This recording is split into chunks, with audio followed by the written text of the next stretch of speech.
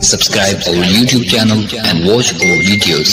يا أيها الذين آمنوا اتقوا الله وقولوا قولا سديدا.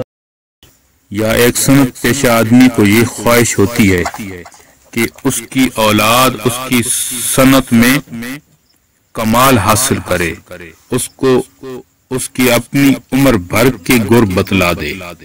اس طرح انبیاء علیہ السلام اور ان کے متبعین اولیاء کی سب سے بڑی خواہش یہ ہوتی ہے کہ جس چیز کو وہ اصلی اور دائمی لازوال دولت سمجھتے ہیں وہ ان کی اولاد کو پوری مل جائے۔ اس کے لیے دعائیں کرتے ہیں اور کوششیں کرتے ہیں، آخر وقت میں وصیت اسی کی کرتے ہیں، جیسا کہ آیت مذکورہ میں واضح ہے۔ اولاد کے لیے کوئی دولت دین و اخلاق سکھانے کے برابر نہیں۔ انبیاء علیہ السلام کی اس طرز خاص میں عام انسانوں کے لیے بھی یہ ہدایت ہے کہ وہ جس طرح ان کی دنیاوی پرورش اور ان کی دنیاوی آرام و راحت کا انتظام کرتے ہیں، اسی طرح بلکہ اس سے زیادہ ان پر لازم ہے کہ اولاد کی نظری، عملی اور اخلاقی تربیت کریں، برے راستوں اور برے اعمال و اخلاق سے ان کو بچانے کی بھرپور سعی بلیغ کریں، اور اولاد کی سچی محبت اور اصلی خیر خواہی یہی ہے۔ یہ کوئی عقل کی بات نہیں کہ ایک انسان اپنے بچے کو دھوپ کی گرمی سے بچانے کے لیے تو ساری توانائی خرچ کرے اور دائمی آگ سے اور عذاب سے بچانے کے لیے کوئی دھیان نہ دے۔ اس کے بدن سے پھانس نکالنے میں تو سارے ذرائع اور وسائل استعمال کرے، لیکن بندوق کی گولی کا نشانے بننے سے اس کو نہ بچائے۔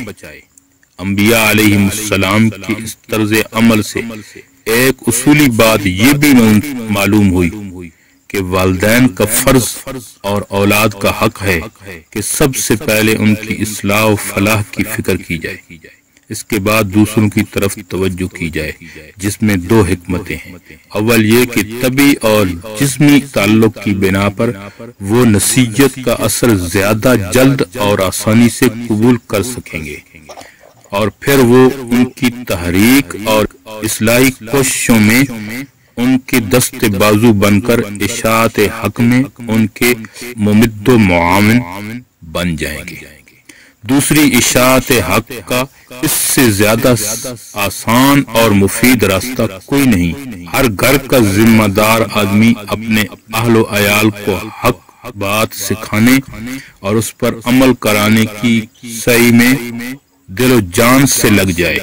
اس طرح تبلیغ و تعلیم اور اصلاح و تربیت کا دائرہ عمل سمٹ کر صرف گھروں کے ذمہ داروں تک آ جاتا ہے۔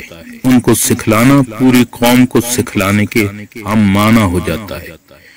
قرآن کریم نے اسی تنظیمی اصول کے پیش نظر ارشاد فرمایا، یا ایھا الذین آمنوا قوا انفسکم واہلیکم نارا، اے ایمان والو اپنے آپ کو اور اپنے اہل و عیال کو آگ سے بچاؤ۔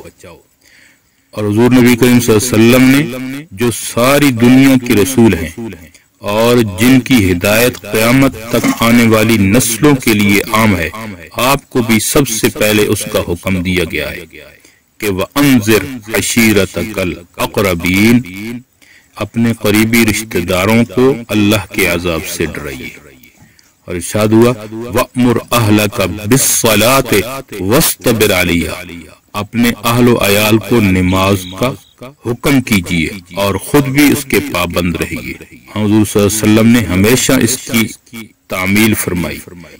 ایک تیسری حکمت یہ بھی ہے کہ جب تک کسی شخص کے اہل و عیال اور قریبی خاندان اس کے نظریات و عملی پروگرام میں اس کا ساتھی اور ہم رنگ نہیں ہوتا تو اس کی تعلیم و تبلیغ دوسروں پر اتنی مؤثر نہیں ہوتی یہی وجہ ہے کہ حضور صلی اللہ علیہ وسلم کی تبلیغ کے جواب میں ابتدائے اسلام کے وقت عام لوگوں کا یہ جواب ہوتا تھا کہ پہلے اپنے خاندان نے قریش کو تو آپ درست کر لیں، پھر ہماری خبر لیں، اور جب خاندان میں اسلام پھیل گیا اور مکہ فتح مکہ کے وقت اس کی تکمیل ہوئی تو اس کا نتیجہ قرآن کے الفاظ میں یہ ظاہر ہوا، یدخلون فی دین اللہ افواجا، یعنی لوگ اللہ کے دین میں فوج در فوج داخل ہو رہے ہیں۔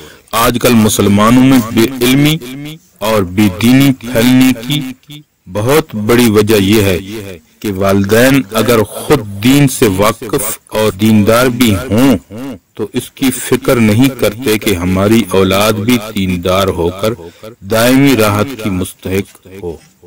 عام طور پر ہماری نظریں صرف اولاد کی دنیاوی اور چند روزہ راحت پر رہتی ہے، اسی کے لیے انتظامات کرتے رہتے ہیں، دولت لازوال کی طرف توجہ نہیں دیتے۔ اللہ تعالی ہم سب کو توفیق عطا فرمائے کہ آخرت کی فکر میں لگ جائیں اور اپنے لیے اور اپنی اولاد کے لیے سب سے بڑا سرمایہ ایمان اور عمل صالح کو سمجھ کر اس کی کوشش کریں۔ اس آیت میں حضرت یعقوب علیہ السلام کی اولاد کی طرف سے جو جواب نقل کیا گیا ہے، اس میں الہ کا و الہ آبائک ابراہیم و اسماعیل و اسحاق فرما کر اس طرف اشارہ کر دیا گیا ہے کہ دادا بھی باپ ہی کہلاتا ہے اور باپ ہی کے حکم میں ہے۔ اس لیے حضرت عبداللہ بن عباس نے اس آیت سے استدلال کر کے فرمایا کہ میراث میں دادا کا بھی وہی حکم ہے جو باپ کا ہوتا ہے۔ اللہ رب العزت ہمیں عمل کی توفیق عطا فرمائے۔ وما علینا الا البلاغ۔ امید ہے دوستو ویڈیو پسند آئی ہوگی، ویڈیو کو لائک کیجئے، ویڈیو پر کمنٹ کیجئے، شیئر کیجئے اس کو، اور اگر چینل پر نئے ہیں تو سبسکرائب کر لیجئے تاکہ اسی طرح کی ویڈیوز آپ تک پہنچتی رہیں۔ شکریہ، جزاکم اللہ، السلام علیکم ورحمۃ اللہ۔